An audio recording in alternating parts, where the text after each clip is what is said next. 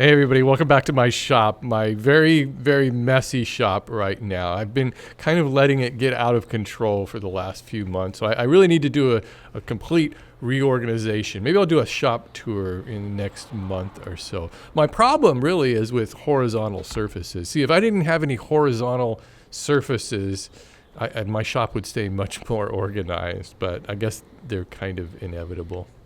In this video, I'm going to make a real simple side table, end table out of solid lumber.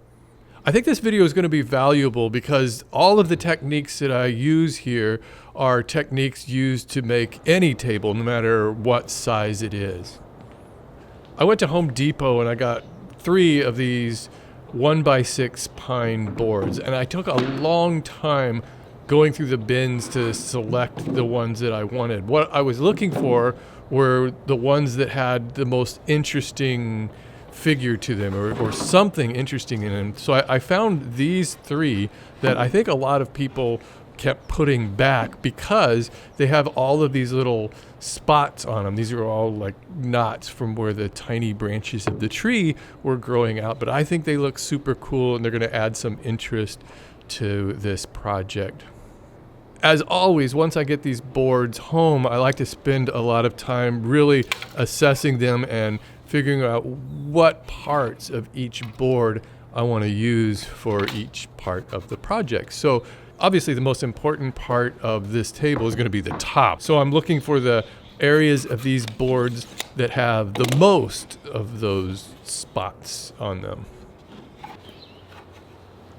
One of the things I like about having a mobile workshop, one that everything is on wheels, is that I can work outside. And this is just a beautiful, crisp November morning, so I thought I'll work out on the driveway.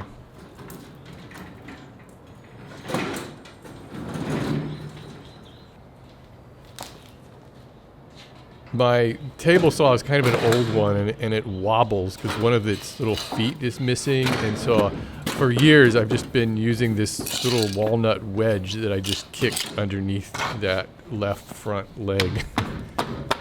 That same walnut wedge has been on the floor of my shop for years.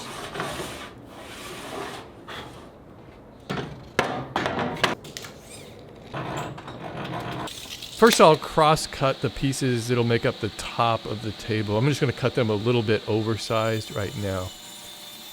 My plan is to make the table square.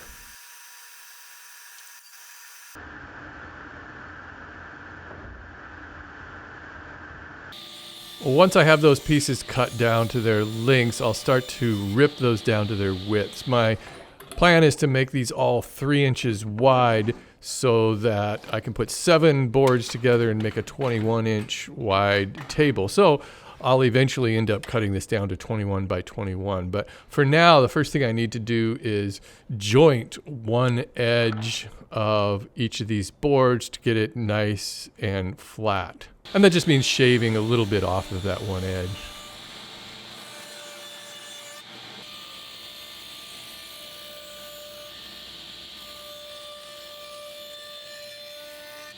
Now I can take that jointed edge and run it along the rip fence, cutting these out to 3-inch wide boards.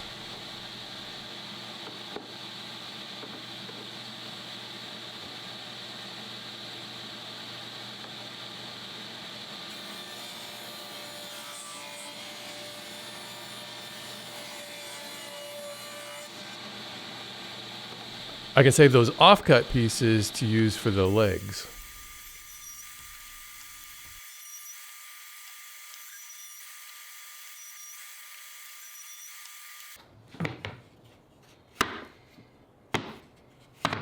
Here's the 7 pieces I ended up with, and right now, like I always do, I'm just figuring out which way they should be oriented that looks the best. Since they come from a couple of different boards, they're slightly different colors, but I think that probably will sand out pretty much evenly. Mostly I'm just looking for boards where the grain patterns kind of match and look good.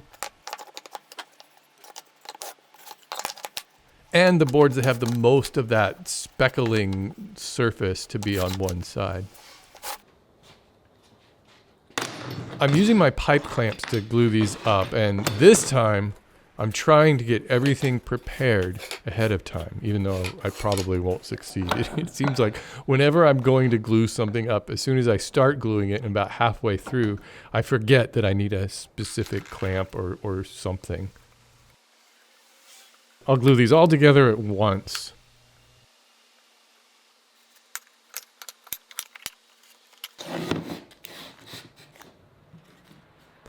These are just boards that I can clamp on opposite sides of this panel to help flatten it out. It would be nice if I had a clamp that would reach all the way to the center of that caul, but I don't have anything like that. One thing that would help with the clamping of these, and I've been meaning to make some, is cauls that are kind of shaped like a bow, so they have a curve in them. So I would put that curved section down on the center of the panel and then clamp down the two sides. It would kind of act as a spring to push all the panels flat. Since I don't have those now, I'm just pounding those boards into place and then just tightening up the clamps.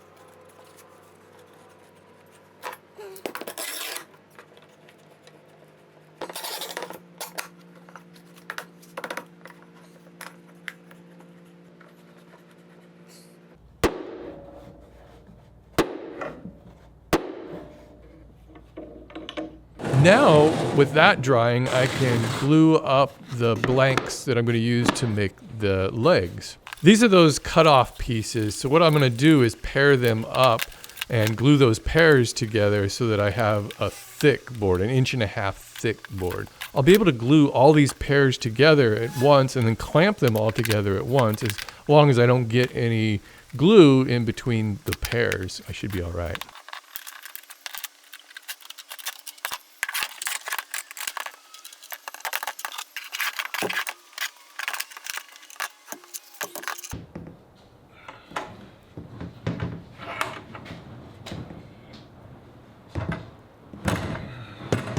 And after a couple of hours of drying, I can remove all of the clamps from the tabletop. Gluing together 7 boards on their edges can be a challenge, and sometimes that panel doesn't end up completely flat. This one has a little bit of a bow in it, but it doesn't really matter. I'll be able to straighten that out when I mount it to the apron. Well, it looks like I did get a little bit of glue on some of those legs, but it's not enough to worry about. I can just pop them apart with a mallet.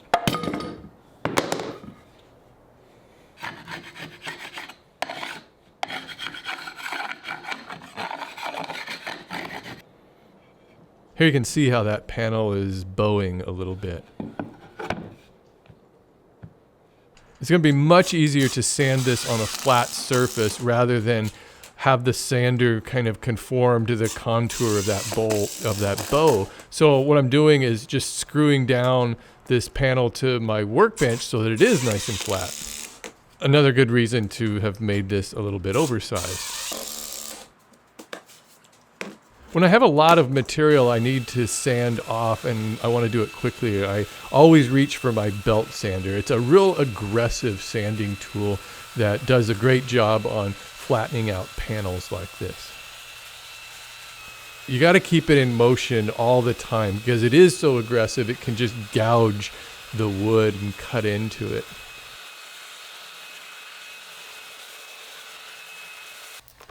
And just to be clear, I'm not trying to remove the bow on this panel. What I'm trying to do is even out all of these boards so that they're all flush.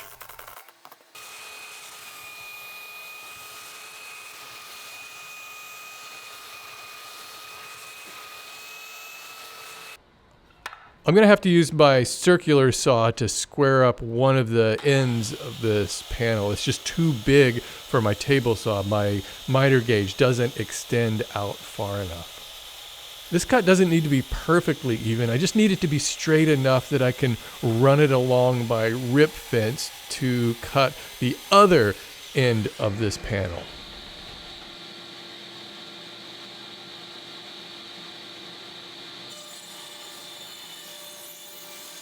And once I have that really straight edge, then I can use that edge, flip it around, and run it along my rip fence to cut this down to its final size.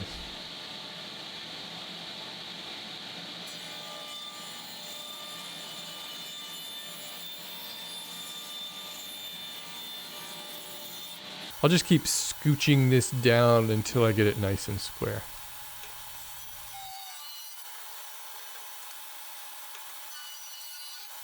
It ends up being a little bit less than 21 inches, but it doesn't really matter. Now I can deal with these legs, and one of the things you can do with any table to elevate it, to make it look a lot more sophisticated, is to taper the legs. But first I need to rip these down into square blanks. I'll start by removing the excess glue on one edge of each of these so that I can run that along my rip fence. Just like anything else, I kind of use my table saw as a jointer here, squaring up one edge and then flipping it around and cutting the other side down to its width. I'm ripping these down to about 1.5 by 1.5 inch blanks. They're actually a little bit less than 1.5 inches because I'm also removing a little bit off of the faces of those boards just to clean them up and just to make sure that it's square.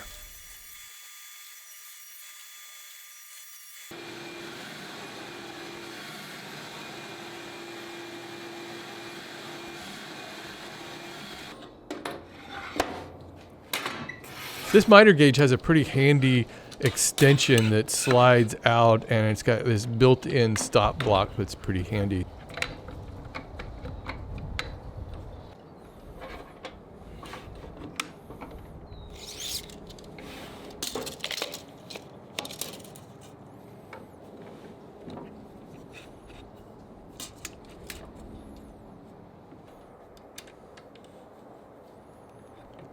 So with that stop block flipped up, I can square off one end of the blank and then flip it over, put the stop block down, and then cut it to its final length. This just ensures that all four legs are the same length.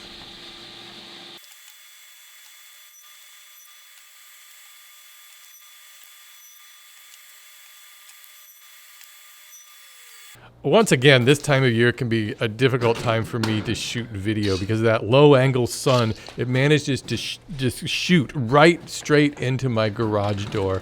So I'm going to bring my table saw back inside and I'll just lower my garage door a little bit. One of these days I'll figure out how to make videos the right way. This is really easy to set this jig up. First of all, what you need to do is figure out where the taper is going to begin, because usually, well, hardly ever does a table leg start at the top and go all the way to the bottom. Usually there's a part here which needs to connect to the apron or the top part of the table. So in this case, I think I'm just going to take this down, say 3 inches or so. Yeah, I think that would be about right. Somewhere around in there. So what I could do is, let me lower this blade out of the way.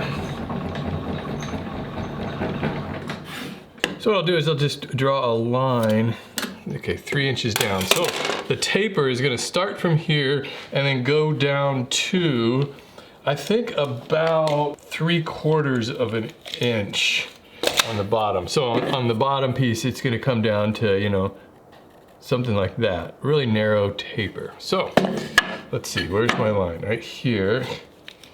So I'm gonna come, first I'll find the, let me find the center point here. That might be the way to do it. So to find the center point, I can just draw a line here, and then I can connect the point here, like that. And I'll do the same this way. Like that. Okay, so there's the center of the board. Now I can bring that down, something like that. Okay. Now what I need to do is just figure out 3/8 this way and 3/8 that way. Now what I need to do is just draw a line from here down to that point, just using a straight edge. So about like that. I always like to mention that, you know, nobody's going to be checking this angle of these legs to make sure that it's completely even on both sides. So there's my taper I need to cut right like that. The actual taper line that I drew isn't really important. You don't really need to even use that taper line. It's just there so that I can kind of make sure that I'm going in the right direction. What I really want to know is the distance from here to the end, because this is the part that's going to get cut off at the bottom of the taper. It looks like that's about 5/16. Just double check. Yeah, 5/16. So now I can take this jig and I'll measure 5/16 out for this little set screw right here.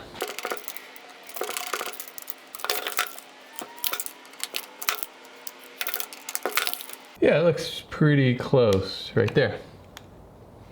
This board is going to fit in here like this and then over that, just like that, so that the top part is pressed against the jig there. So I need to just clamp it down using these things like this. So that'll just hold it in place. I should probably move this one.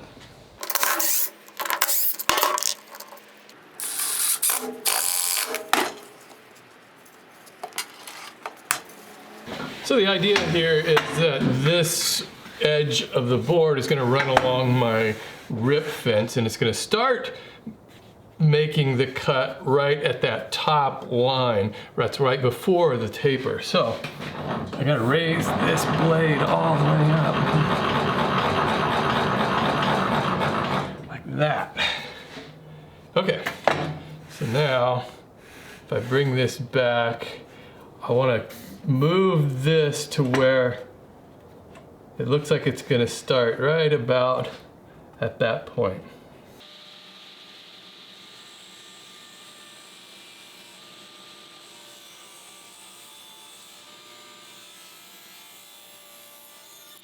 So I'm real close to that line, but I think I'd like it to come over a little bit more. If you'll notice, it's parallel with that line, so I don't need to adjust the screw. The angle is fine. I just need to move my fence over a little bit so that it starts to engage, so that the blade starts to engage a little further up here, because it looks like it's probably starting to right in here.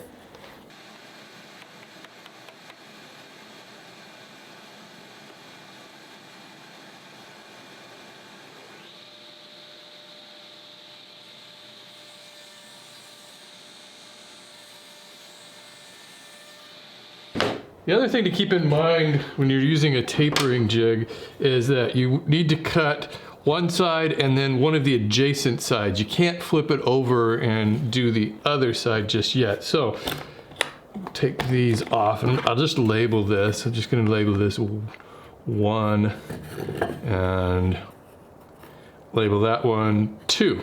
What I need to keep in mind is whatever that number is, it's facing up. In other words, this is an untapered side. So that when I flip it over this way, this edge, which hasn't been tapered yet, will work with that screw setting. Oh, the other thing is, since I've shaved that little bit off of this side, this is not going to clamp in as tightly, so I'm going to use that wedge piece that I cut off already and just stick it on there like that.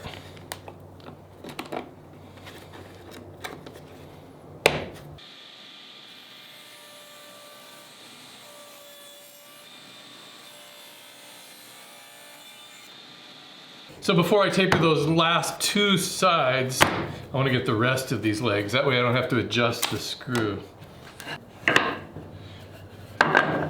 1, 2, 1, 2, 1, 2.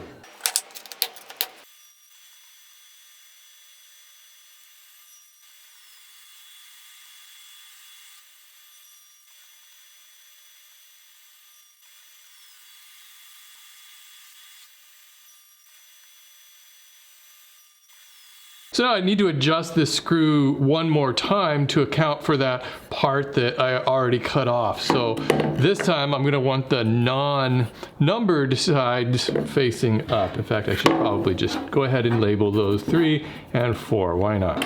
And what I need to do is double the distance that this screw is in to account for that taper. So I'll bring this out to 5/8.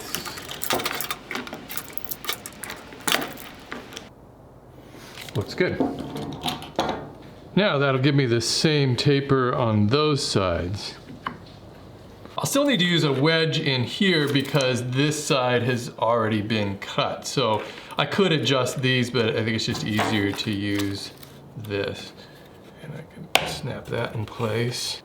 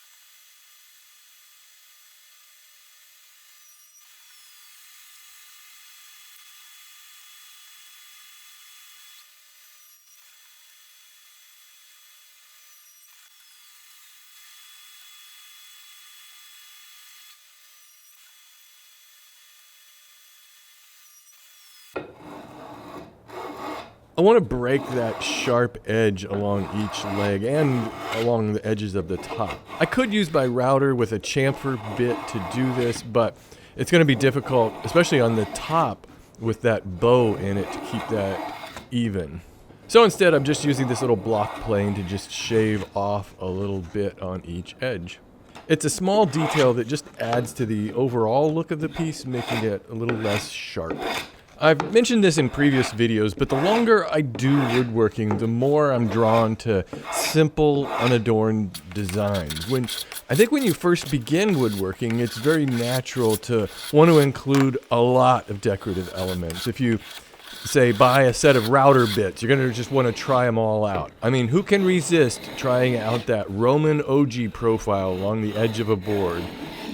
And there's nothing wrong with wanting to jazz up a tabletop edge with a decorative inlay or add some fluting to the legs with a cove bit. Even a slab of wood with a river of colored epoxy can look pretty cool. But as you're wandering through your own personal woodworking journey, consider exploring restraint.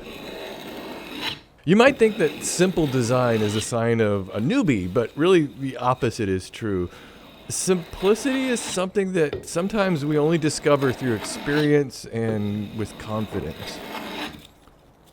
As we begin any new hobby, we tend to think that the true showcase of what we've learned is best expressed by employing as many techniques and ornamentation as possible.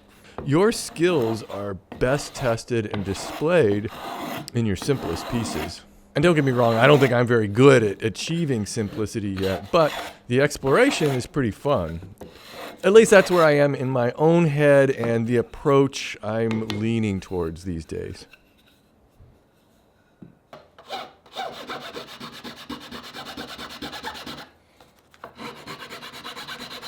The chamfer on the bottom of the legs actually serves a purpose. It prevents the wood from splitting if you slide the table along the floor.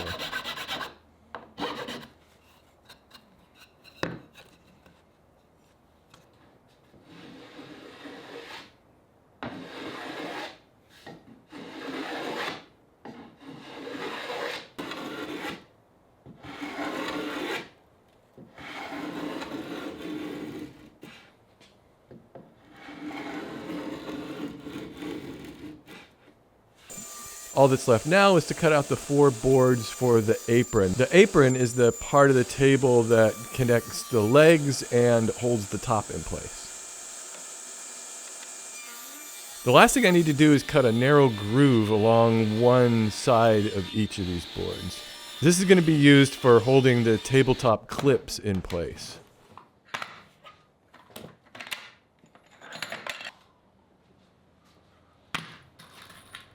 One of my favorite joinery methods is pocket screws. They're simple, they're effective, and they're strong.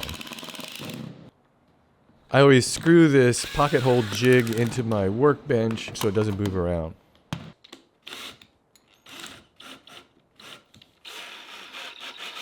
By the way, if you have one of these, always hook it up to a vacuum. You'd be surprised how much sawdust that removes, almost all of it. The jig just helps you to drill these holes at a specific angle.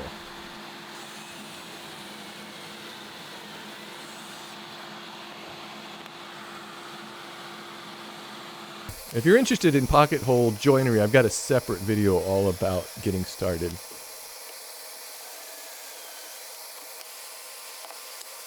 One thing about pocket hole joinery is whenever I use it, I hear from some woodworking purists who think that it's somehow cheating or it's not traditional or it's not proper woodworking. First of all, woodworking isn't a sport, so there's really no cheating involved in it. Whatever you enjoy using to make a project is good. Probably the most traditional way of joining legs to an apron would be to use a mortise and tenon joint. But hey, I'm perfectly happy with using a pocket hole jig. Really, there's nothing new about this kind of joinery. If you look at really nice tables from, around 100 years ago or so, and you look underneath them, a lot of times those were joined together with pocket screws. Bottom line is we just need less gatekeeping in woodworking. One nice thing about this type of construction on a table is that you can completely disassemble the table if you want. Maybe you want to store it away, or maybe one of the parts got damaged and you just want to replace it. I'll put 2 screws on the end of each apron.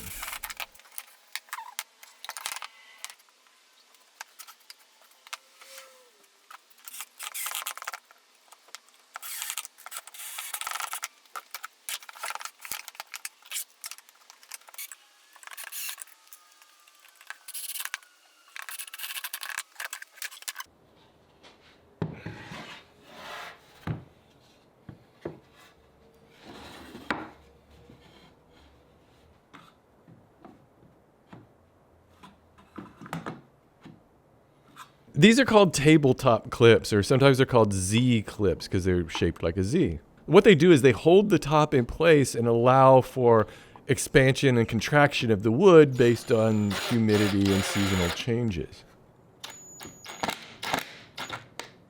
One side of these just slides into that slot that I made, and then it's just one screw screws it to the underside of the tabletop.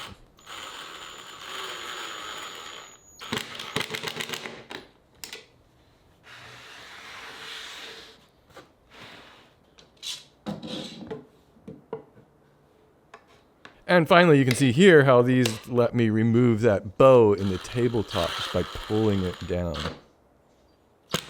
One clip on each side is fine.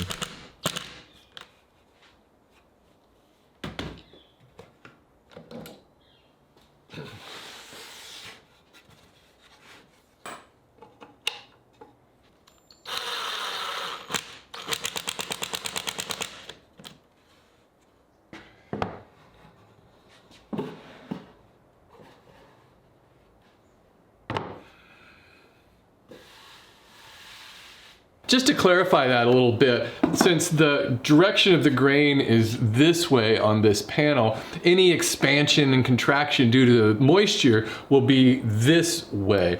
So I need to allow for this top to be able to expand outward. If it was just glued on top, there's a risk that it would pop and it would split along the grain. So with these clips in place and riding along inside of that slot, if the wood does want to expand, there's nothing preventing it. So the clips here will be able to slide along that slot, whereas the 2 clips on this side, as it expands out that way, will be able to move in and out of that slot a little bit. I probably could have mounted these a little bit further back like that to account for some contraction, but honestly, I don't expect a whole lot of expansion and contraction with such a small piece, and given my climate.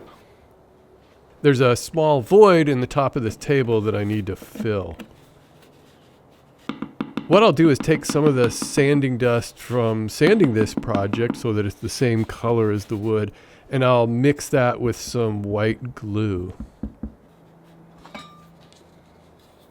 I'll mix this into kind of a putty consistency and just pack it into that void.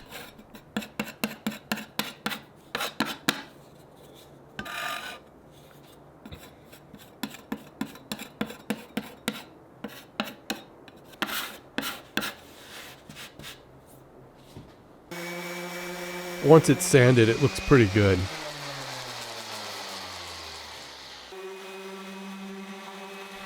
I'll give a final sanding to the entire piece, paying a special attention to the top. And what I like to do is put a backlight that kind of skims across the surface to help detect if there's any flaws or any dents or anything that need to be sanded out.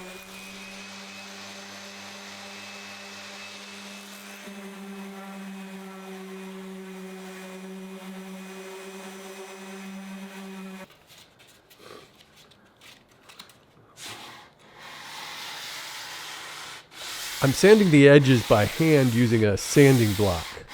I don't want to use the random orbit sander here because the disc will kind of conform to the shape of that edge and round it over a little bit. I want to keep those crisp edges, especially along those chamfers that I made with the plane.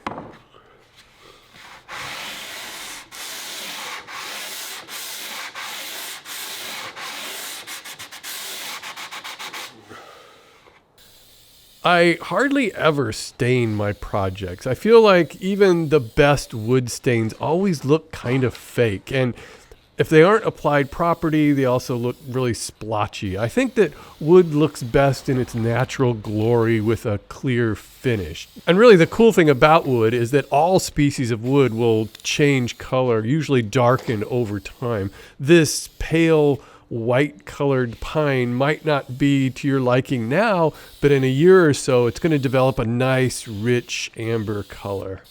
If I want to color a project, I'll apply the most durable finish there is, paint. Personally, I really like painted furniture.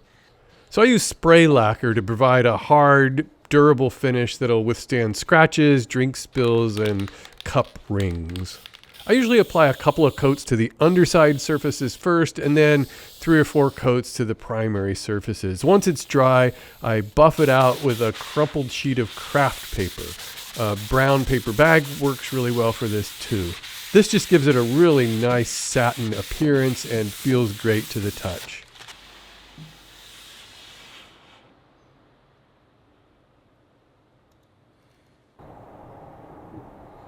Hey, I hope you enjoyed this project. Thanks for watching.